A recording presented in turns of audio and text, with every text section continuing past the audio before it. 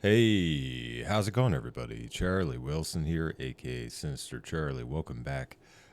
We've got some more Fatty Electron Man to do the video. This is the most American thing ever. Bass Pro Shops.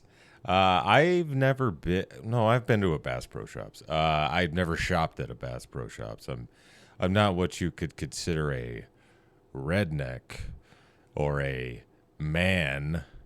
I like Bass Pro Shops though. The ones I've been to, I've been to a couple. One in I think Great Lakes, and then probably one down here in Phoenix, I think. But yeah, I'm not a hunter. I'm not a fisher. Knew a lot of guys in the military who were hunters and fishers. I would go fishing with them, but I would just drink.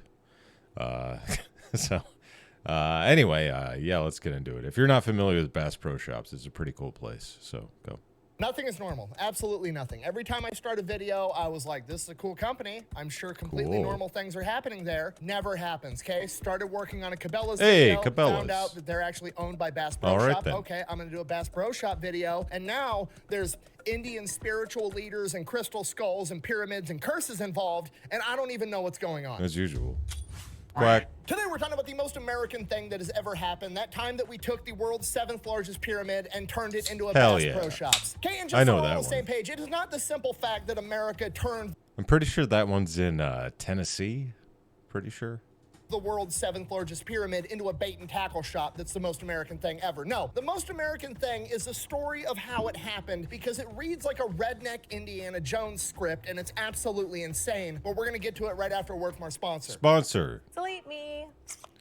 Why are you dressed like that? Why do you have a Tech 9? I'm going to the farmer's market. Okay, that explains the outfit. Explain the Tech 9. Muriel's getting on my turf again. Oh, that explains it. Muriel's going to get it. You look like you're going to go do a drive-by in a carriage. All right, here's the deal. Super simple, straightforward business model. You give them money, they turn around and make sure the data brokers on the internet aren't selling your personal information. What does that even mean? Okay, here's the entire internet and every free service on the planet inside of a nutshell. Okay, there's a saying, if you're not paying... We've already gone through this before, so yeah, this is delete me. There's the code. You guys should probably go if you want the thing. Yeah. For the product. Again, Delete Me will submit an opt-out request again. Basically, you're paying Delete Me to get rid of all the downsides of all of the free stuff. Sorry, I've sat through this same ad like, worth it. If you want to check them out, 8 I'll times. link in the discount code down below. Let's get back to the video. All right, buckle up. Things are about to get weird. Alex Jones may or may not be involved. Regardless, our story Alex Jones, 1948, when Johnny Morris, kind of a the moron, founder of Bass Pro Shops, is born. He grows up as the son of a World War II veteran that after coming back home from the war, opens up a liquor store. That goes well, so he opens up another liquor store soon. He's got an entire chain of regional liquor stores called Brown Derby. Why on earth did they call it that? I have no idea. So then why did I bring it up? Because it kind of sounds like a gay bar, and I think that's funny. Moving. Yeah, it kind of does. I think it might have something to do with like bourbon. I would assume. I think Brown Derby is like some kind of bourbon thing. I don't know. Anyway, go. So Johnny spends his childhood growing up in Springfield, Missouri. His dad owns a chain of liquor stores in the Midwest. There's absolutely no way that guy's not making a ton of money. There's literally nothing to do in the Midwest other than drink and figure eight race, which, if we're being honest, is just racing with an intersection while you're half drunk anyways. There you go. So Johnny presumably has a pretty good childhood because his dad is taking him on all these hunting trips. He's going bass fishing out at Lake of the Ozarks, and he ends up becoming this huge outdoors guy. He goes off to college where he, and I quote, majored in fishing. What?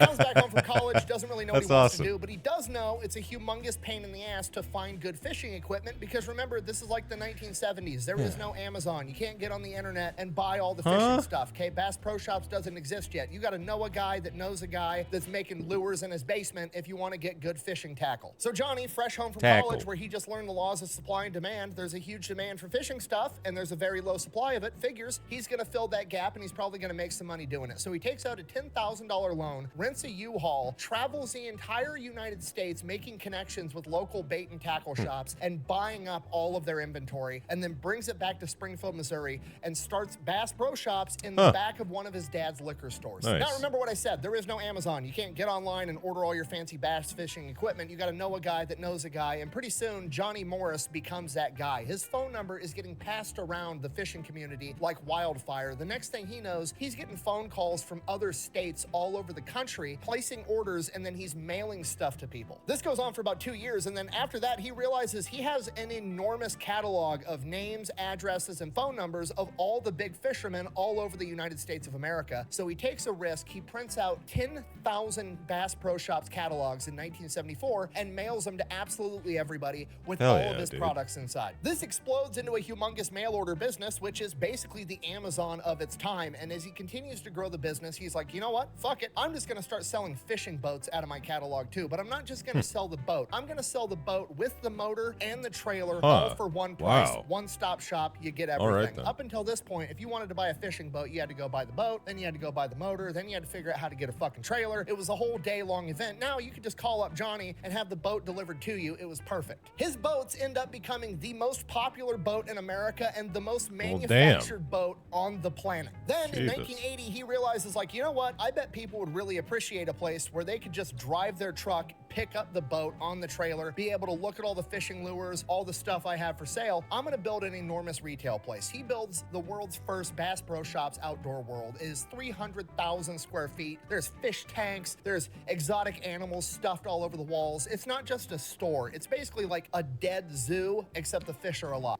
Yeah, I was going to say, when I went to the big, I went to a big one, excuse me, when I was in the Navy in Great Lakes, I believe. Yeah, it was, you just go look around. It's a lot of fun. Yeah, I highly recommend. Go walk around Bass Pro Shops. It's basically Willy Wonka's chocolate factory for rednecks, okay? People travel from hours and hours away to make their pilgrimage to Bass Pro Shops. Okay, I can't stress to you enough how big of a deal the first Bass Pro Shops was, okay? To this day, the Bass Pro Shop in Springfield, Missouri is considered the largest tourist attraction in the state of Missouri. This one singular store gets over 4 million customers a year, okay? That's like 11,000 people a day inside of this bait and tackle shop. Okay, pretty rad. Point, you're like, wow, that's a lot of people. No, that's a metric fuck ton of people going to buy fishing lures, okay? Disneyland gets 40,000 people a day. You've got 25% the business volume of Disneyland, and all you're doing is selling fishing equipment. Johnny Morris is literally the Walt Disney of rednecks at this point. How can we keep saying everybody that shops at Bass Pro Shops is a redneck? Don't do the whole I'm gonna get offended over literally nothing bit, okay? Nobody cares, okay? At the end of the day, nobody cares about rednecks. Get out of here. Get the flip out of here. There's only two types of outdoor people, okay? There's Patagonia wearing outdoor people, and there's Bass Pro Shop outdoor people, okay? You've got outdoor people that want to save the environment. You've got outdoor people that want to eat the environment, okay? If you are the ones that want to eat the environment, sorry, you're a redneck. That's just how it goes. I think we offended somebody out here. That ain't funny, is it, sis? Anyways, Outdoor World, outrage. Sorry, I keep pausing it, but Jeff Foxworthy, underrated as a stand-up. Dude made like $1 billion with the redneck thing.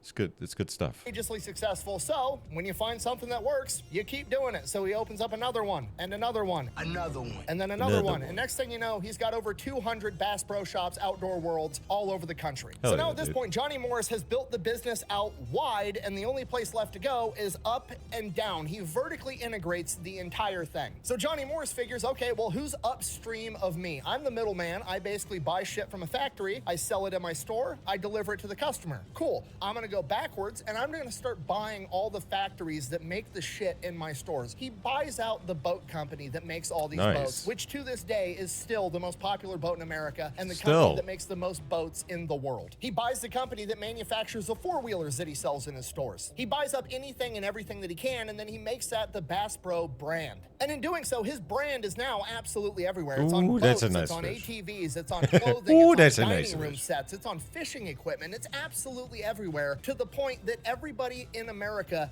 knows that brand. It's one of the most recognizable brands of all time. And in doing so, it's kind of polarizing, right? There's only two types of people in regards to Bass Pro Shop. There's people that like it and want to shop there, and those people are going to buy his merch and rep the company because they think it's awesome. And then there's people that want to make fun of the people that shop at Bass Pro Shop. And guess what they're going to do? They're also going to buy his merch to wear it ironically in an attempt to make fun of them. I know what he's talking about with the Bass Pro Shop hats, but I don't think it was done ironically. I think like they were just really cheap hats. Like you'll see them around, the Bass Pro Shop hats, But that was like a trend for a while. Like, I think Zoomers or possibly millennials were all wearing Bass Pro Shot hats. I don't know what that was all about, but I don't think people do it anymore. But those people. Either way, Johnny Morris is making money off of both ends selling his merch. It's absolutely brilliant. Not only is he conquering his own market, he's figured out a way to monetize the haters as well. Hey, I'm sorry, I didn't see you there. I was too busy blocking out the haters. So Johnny Morris has done it. He's vertically integrated everything. Like anything to do with fishing in America, he is inescapable. Like you got to go through this guy if you want to be able to catch fish, essentially. So he's like, okay, well, I need to expand into related markets. What's related to fishing? Hunting. Most people that fish, hunt, vice versa. So there's another company, almost the same exact business model and storyline to him, but it's the hunting version, and that's Cabela's. So he buys Cabela's out for $5 billion and combines the brands together. did he buy the arcade machines? I don't know. Cabela's Deer Hunter's pretty good. After acquiring Cabela's, there's only one more company that he's actually competing with, and that's Sportsman's Warehouse. So he goes to buy them out too, and he gets like all the way to the very end. They're about to sign the contract, and Bass Pro Shops is about to own Sportsman's Warehouse. And the government agency, the FTC, the Federal Trade Commission, has to step in and stop the purchase of Sportsman's Warehouse because if he buys it, they're going to declare it a legal monopoly. He is not allowed to buy up any more of the competition. Go to hell. This is the worst. At this point, Johnny Morris has essentially won capitalism. The government has had to come in and say, no, you're way too good at selling fishing lures. You're not allowed to do this because then you're literally going to be the only option in the entire country. We've got to stop you. Here's the gold star for winning capitalism. Great work. Enjoy being a billionaire. That is kind of nice cool, though. So Johnny Morris is like, okay, the government it's like stepped you in, won not allowed to capitalism. get any bigger at doing what I'm already doing. So my only other option now is to either just call it a day and retire, or I can expand into a related market. And at that point, he realizes like, okay, I'm going to do tourism. I'm already kind of in tourism already. I have the #1 tourist destination in Missouri, and my other stores are in the top 5 destinations in like 8 other. Which is pretty crazy to think about because they've got Branson, Missouri. Branson. Nobody wants to go to Branson. States. So he gets more into tourism. He starts opening up Bass Pro Shop resorts, I didn't know that. golf courses. He has a fucking music festival. And then one day, the Memphis Pyramid comes up for sale. And I know what you're thinking, why the fuck is there a pyramid in Memphis? Great question. For fun. Well, in the 1950s, there was this architect that wanted to make a big-ass pyramid. He actually wanted to make 3 pyramids, but it never got that far. He never got around to it in his life, but his son also became an architect, and in the 1980s, he resurrected the idea, got the funding, and built the 7th largest pyramid in the world on the Mississippi River in Memphis. Right out of the gate, the Memphis Pyramid is extremely polarizing. You've got taxpayers that are like, I don't want you to take my tax money and build a giant fucking pyramid. No. And then there's other people that are like, fuck yeah, this is America. Let's build a giant pyramid. And then you've got people coming out of left field like Alex Jones claiming that the people behind it are part of the occult and they're building a secret satanic worship temple or some shit. These guys are admittedly into the occult. Admittedly. Look up their names. They're all over the local newspaper. And originally, I got the documents.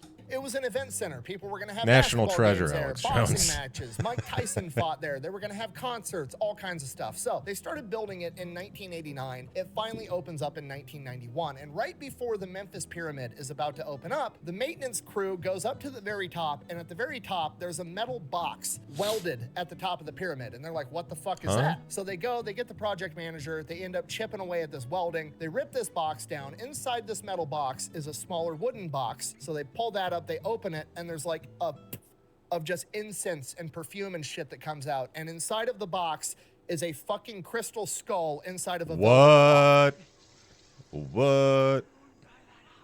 Don't worry, it gets weirder somehow. That's awesome. So they track down who put the crystal skull there, and somebody finally admits to doing it, and it is the founder of the Hard Rock Cafe and the House of Blues, Isaac Tigrit, because originally there was going to be a Hard Rock Cafe inside of the pyramid. Still raises the question, why the fuck are we putting crystal skulls at the top like it's an Indiana Jones for funsies. Isaac Tigrit's reasoning was, I'm not making this up. I promise you, I can show you the interviews where he talks about it. When Isaac Tigrit was 27 years old, he was drunk driving his Porsche and crashed it, careening it off a 400-foot cliff. And as the car is rolling down the cliff, an Indian man appeared and like held him through the crash, and he walks out of this car wreck. The car is just completely obliterated, and he walks out without so much as a scratch or a bruise. He appeared instantly in this room.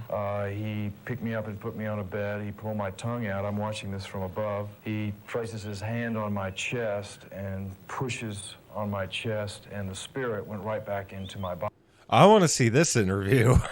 I gotta find this. A couple years later, he's in a bookstore That's and awesome. he sees the Indian man that helped him from his car crash. I don't care if on the it's back of a true or book not. And finds out that it's this Indian spiritual leader named Sai Baba. So he goes boy. to India multiple times, ends up giving this guy millions and millions of dollars, and becomes best buddies with this Indian spiritual leader, Sai Baba. And when Sai Baba finds out that they're building a massive pyramid in Memphis and they're putting a Hard Rock Cafe on the top, Sai Baba gives Isaac this crystal skull and gives him instructions on how to mount it at the very top because it's gonna please the cosmos or put out good vibes or some shit. So that's what Isaac Tigrit does. Then fast forward, the maintenance guys find it, they take it down, they track Isaac Tigrit down, and Isaac Tigrit is like, you need to put it back up there or you're gonna disrupt the cosmos. At which point they're like, no, Nah, that's keeping fucking this. weird. We're not doing that. Alex Jones is already breathing down our neck, saying that we're some satanic cult. That turned the friggin' Frog's gay.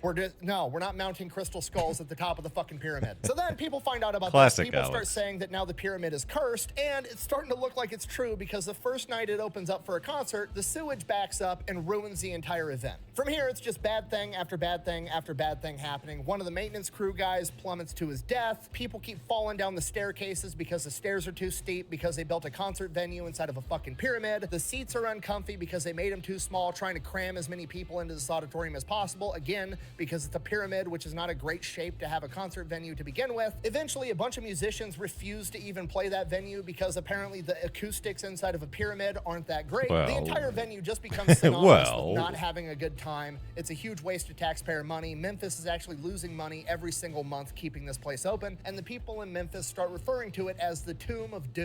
So by 2007, the entire venue is just shut down. Nobody wants to go there anymore, and now there's just a big, empty, haunted pyramid on the Mississippi River in Memphis, Tennessee. Cue Johnny Morris, the guy expanding his hospitality and resort business, and he's like, you know what?